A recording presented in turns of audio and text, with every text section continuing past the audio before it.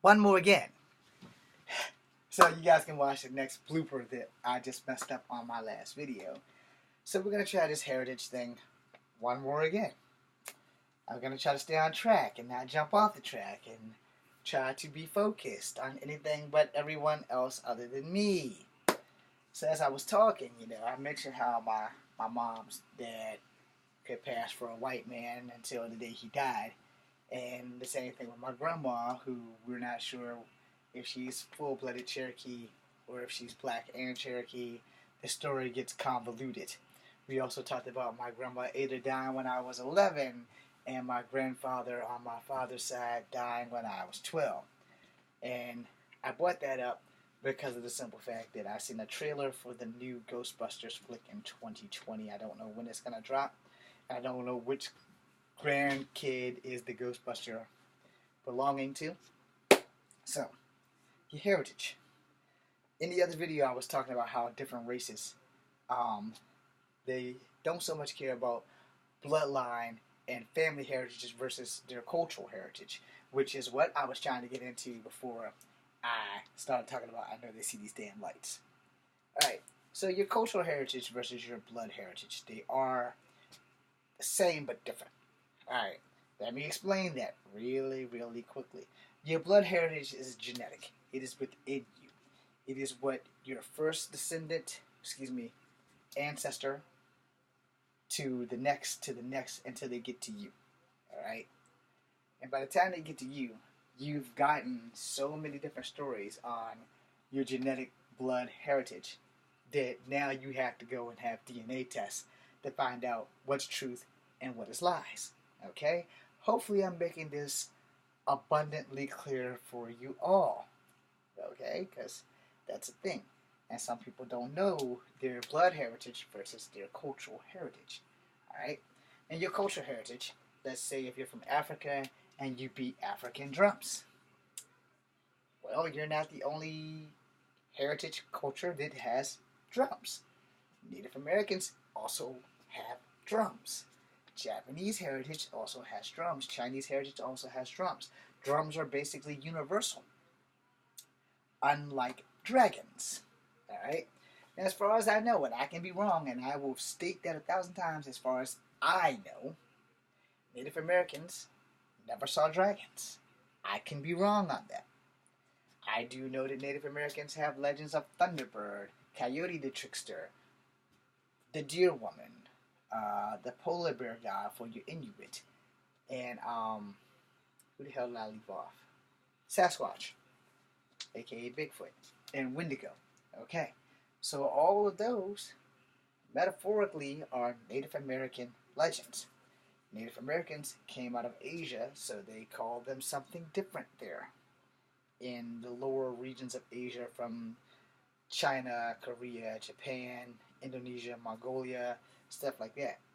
Now, any way you spin it, Native Americans are Asian, but they are a different breed of Asians due to climate, environment, where they moved to adapt to how their tribes splintered off and became all these different tribes and cultures and traditions and shit. Which is why a lot of Native Americans have powwows, which is why a lot of Native Americans have rain dances and things like that. Where the only other country that you can possibly track that back through would be Mongolia. So, henceforth, Native Americans are of Mongoloid stock, and they are of Mongolian descent. Alright? Making Native Americans Asian. So we're not going to go there. Because no other tribes on Earth outside of Native Americans have totem poles, but totem poles can be found in Mongolia. Where Easter Island has those big-ass statues, Native Americans have totem poles. Okay? And we have totem spirit animals and all the other shit, where you can't really go to another country and find out a lot about spirit animals. Your heritage is very important. That is your cultural heritage versus your DNA and genetic heritage, which is your bloodline, which goes back to mine being Cherokee Indian, black, and white. I did that for fun, black and white, because I'm like exceptionally light right here when the light hits it. Anyway, moving on. Your cultural heritage spans your ethnic background, because your cultural heritage, there are more than just you who celebrate the same cultural heritage. And why do you celebrate the same cultural heritage? Because it is the culture in which your ancestors came from. So if you're Chinese and you celebrate Chinese New Year, which would be in February, you would prepare for that. And they are preparing for that right now in China as we speak, because I'm sure they're getting ready for whatever animal festival is about to come up. Now, if you're Native American and you have like a wind festival or a rain festival or some shit like that, it does not come out of China, but it does come from Native American traditions, because they prayed to the animals before they killed them. They prayed to the Great Spirit before they did something that they weren't supposed to do, or after they did something that they weren't supposed to do, etc., etc. And cultural differences divide and unite us at the same time, right? Because if you look at how certain tribes live, if you go all the way down the western seaboard from Seattle, Washington, all the way down through California, down to the Amazon, a lot of those tribes have some of the same type boats. A lot of those guys from there and from Alaska, from the Native Americans in Seattle and them, and a lot from Alaska, they do whale hunting, okay? And they do whale hunting to feed their village, but also as a ceremony. And up until PETA and them started giving them problems, they started not doing any more whale hunting because of lack of whaling. The species is dying, so they're under Endangered Species Act. There's a lot of conflict going on in that, and I don't want to dig too deep into it because that'll take up the whole video, because I'm more with the Native American side than PETA. Right? Now let me explain. I don't have anything against PETA, but Native Americans have been dicked for a long time. So when you tell a bunch of Eskimos and Inuits and the same type of tribe that's moved further down south, that's into the Americas, which settled in Seattle, that they can't take their canoes out or their kayaks and go whaling, even though it's tradition, that they can't have their tradition, I kind of feel a little bit twisted on that. Alright? You know, me and Kohaku can't go out and get our canoe and kill a whale and then come back to feed the village, because generally when they do whaling, they go out in flanks and they only kill one or two, and then they come back and feed the entire village, and they sell the skin and they get money for the village. I'm going to make a whole Native American video not too long from now about some of the things that we non-Native Americans kind of like put stigmas and racial, I'm sorry, you shouldn't do that kind of thing. But that's not here or there right now. But that's their cultural heritage, where they go out and they swim and they whale. Where if you're on the East Coast and the Eastern Seaboard, some Native Americans like fish. Some Native Americans love corn. I do not like corn. Some Native Americans in the plains, in the mid-country, rode the fuck out of horses and used the shit out of horses. So tribal heritages, your cultural heritages, your cultural divides. All tribes have done this to survive. Tribes have spoke to the buffalo. They spoke to the crow. They spoke to the coyote. They've done things that tribes needed to do to survive, because before the Europeans came, it's what they've always done. You know, they didn't think about supply and demand. They thought about tribal survival. Okay, remember that, tribal survival.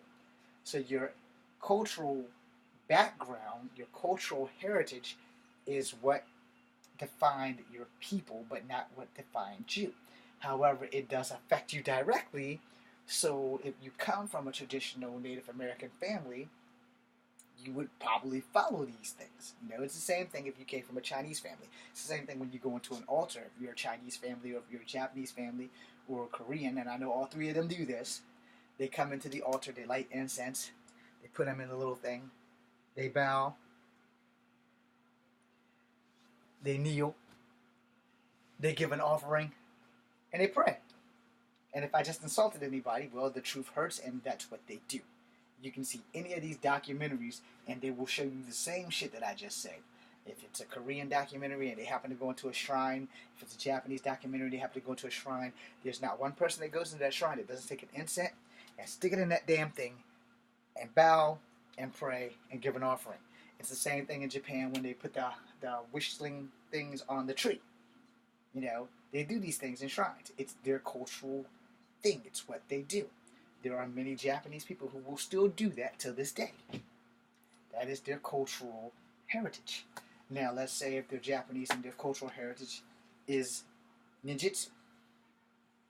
Ninjutsu originated in China, but Japan refined it and made it their thing. Same thing with Shogun, same thing with Samurai, same thing with the code of Bushido. They refined it. And the same fight can be said with Chinese martial arts versus it being started in China or being started in India. You'll figure it out. It may have been started in India, but the Chinese refined it. And then there became more than one style. There's like over 10 million different styles of martial arts. So just keep that in mind. Now, Native American heritage, they still had fights too. And so you have your tribal heritages or your cultural heritages, and you follow them. And then you have the New Age people who leave the tribe and go mingle with other societies. And they leave their cultural heritages behind because either they just didn't like them, it didn't settle well with them, or they just reached, fuck it, I don't want to do that shit. I don't want to live like my parents. I want to live my life. I want to be myself. I want to be free. And that's okay. But then you have your grandparents who stay traditional. And a lot of this is more of an Asian thing than a black thing or a white thing, unless it comes to food. Food is probably the one thing in your cultural and your genetic heritage that does not change. Except for me, because I don't like fucking corn. And I don't eat corn. I may eat corn on the cob if there's like absolutely positively nothing else to eat. Which means the house needs to be barren. I hate corn in a can. I'll eat it again if there's absolutely positively, without a doubt, no money in my pocket and there's nothing else in the house but corn. I'll eat anything else, but I don't like corn. I'm not a vegetable person. I like maybe 3 vegetables. Like, I'll eat a carrot. I will choke down a celery as long as there's peanut butter around. I like broccoli. I will not do asparagus. I will not do greens. And I don't do no goddamn beans outside of jelly beans. So, you see where I'm going with that. But that's because I also was forced to eat a lot of stuff as a child. Which, as a grown-ass man who knows martial arts, you're going to have a hell of a time trying to shovel that shit down my throat. Now, when I was a defenseless child who didn't like it, I don't like fish. A lot of Native Americans like fish. I hate fucking fish. I do not like fish. Will I eat fish sticks? Yes. If there's not another possibility of me finding another meat source in the house, then I will fucking eat fish sticks. Do I hate fish sticks? Not as much as I hate an entire fish. Because fish sticks are the scraps. And I can live with the scraps, alright? I can survive on fish sticks even though I hate fish. That'll be the only way you can get me to eat fish is to eat fish sticks, alright? Otherwise, give me chicken, give me pork. I do not like fish at all. If I marry a woman who only likes fish, we're going to have a little bit of conflict when it comes to dinner. It's like, look, if you cook fish, just cook enough for you. I'm not going to eat that shit. So whatever you have on the side, if you're having fish and scallop potatoes, or sweet potatoes, just give me that shit. I might not like it, but I'm going to eat it because I don't eat fish. If you're getting fish and squash, I'm going Chick-fil-A. Simple as that. Didn't see that coming, right? Yeah, I'm going Chick-fil-A. I don't like squash because it was forced down my throat as a child. You're going to have fish and lima beans. Guess what? I'm going Chick-fil-A. Or I'm going to get a can of chicken noodle soup. I'm going to eat something. I'm just not going to eat fish. But I'm not going to tell my wife not to cook fish because if she likes fish, I want her to be happy and I want her to eat it. But I will tell her, look, you cook the food that you want to eat. I will eat something else because I don't want her to feel bad that she wanted fish that night because she was craving fish and I just don't fucking like fish. I'm a finicky eater. I grew up poor. I'm still poor. But I know how to survive. And if fish is all we have in the house, my ass will probably wind up eating fish. But I don't want a big piece of fish. I'll probably take the smallest piece of fish that I can find. And I'll probably be hungry later. And I'll probably regret not eating that fish. But that's my choice. And I just have to live in that regret because I just don't like fish. Now let's say I marry a woman who can only eat fish. We have a tiny bit of a problem, but we can get through that. because we'll just have to cook separate dinners, and we'll have to have that established on the night that we get married. You know, the do's and don'ts are something that you should probably establish before you get married. This damn thing can't be 15 minutes. I think the clock is on this thing is wrong. But I'm gonna tell you guys, you know, when it comes to your biological and your cultural heritage, they interchange. They weave in and out. All right, and the reason that is because a lot of your cultural heritage affects your biological heritage. All right. My family and I do not do rain dances. I've never done a rain dance. I've never actually participated in anything Native American in our entire family. None of my family has, on both sides. None of us have gone to powwows. None of us has done rain dances. But when I see a powwow come up on Facebook, I watch that shit. And they were like, "Why are you watching this?" It's because this is who we come from, you know. And whether it be a Cherokee or a Seminole or a Powhatan or a Cheyenne or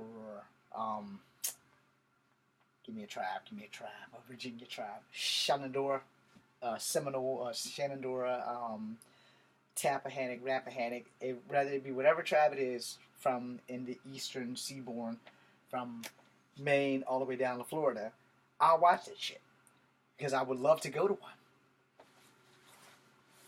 That doesn't help. That's my military ID and stuff, so, you know, that doesn't help. But believe me, if I could afford to go to one, I would go to all of them, as long as they were in traveling distance and places that I could afford to go. So if they were like in Richmond, and they were like, we're having a powwow in the Richmond Coliseum, all you have to do is show up, and it's outside in the summertime, I'm there. They want to paint our faces and give us regalia, I'll participate. Hell yeah, I'll jump right in. You know, that shit's never going to happen, but, you know, I'm part Cherokee, so I would like to experience it at least once before I die. I would like to go on a vision quest once before I die. I had this discussion a week ago with guys from my group at Saber Night Lights, and the only reason why I haven't wanted to go on a vision quest was because of the drug factor, and I don't do drugs. Now, I am against drugs in any way, shape, or form. Even these, see, that's my prescription for some stomach shit, and I don't really take them. As you can see, there's a boatload of those damn things in there. Until my stomach is like really, really like cramping up and messing up, I'll if belly bloat has got you under, I'll let Pepto be my first responder. But, you know, I'll fight it. I'll fight the pain until I can. You know? And that's just me. That's who I am. I will fight the pain until I can. I don't do drugs. Now, if I have a migraine, bet your sweet ass, there's some Motrin or some Advil lying around. Aleve does not work for me.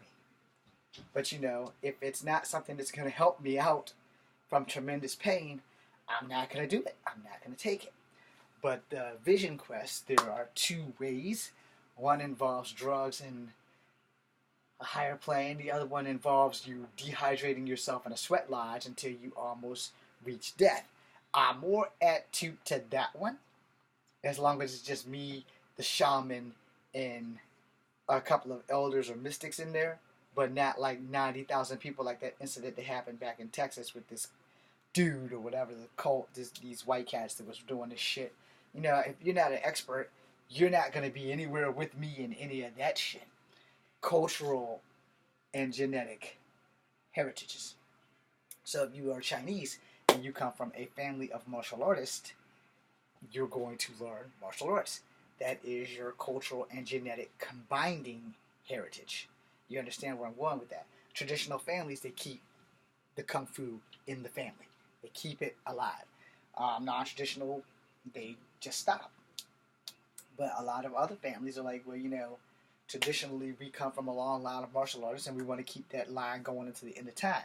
And they explain that to their children. When I die, you'll pass this on to your child. When you die, he'll pass it on to his child. And when he dies, and it's generally the men, but there are women who pass it on. The family of Wen Chung has passed it on and passed it on and passed it on. Because the knowledge is always there. The knowledge is always attained. The knowledge is always growing. This is the cultural heritage. But for the family of Wing Chun, it is not only the cultural heritage, but it is your genetic heritage, because that is a freaking legacy. It's the same thing with Bruce Lee's family and how it was going to keep going. Sadly, Brandon met his end before he could have children. I do not know if Shannon has children, but Hollywood and most of society and her family kind of want her to stay safe because she is the last bit of his legacy. And if she has children, then her legacy will be her children. And rather they keep the Lee last name like she has chosen to do, because I don't know if she's married or not. I don't know if she has children.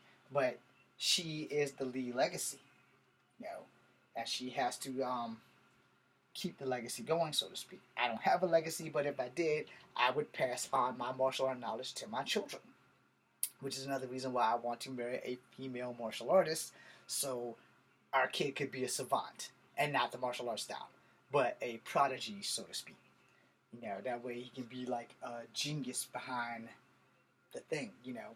Everybody has their thing of what they want their family to be. I'm supposed to be typing right now, so I'm going to have to put in 2 hours of typing tomorrow, because it is 9:05 and I don't have my computer back out. I put everything down. So I'm going to have to hurry up and get this damn graphic novel finished, because I want to give a certain copy to a certain wrestler if I ever get to see her again. Anyway, that being said, you have to understand the difference between your cultural heritage and your genetic heritage. My genetic heritage is simple. Black, Cherokee, and white.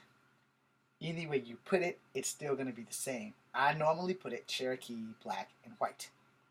So if I put it white, Cherokee, and black, or Cherokee, white, and black, or if I put it black, Cherokee, and white, and then we go in alphabetical order, it would be black, Cherokee, and white.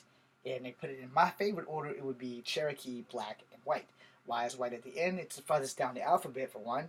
And for two, it's probably not as much white as us as it is black and Cherokee.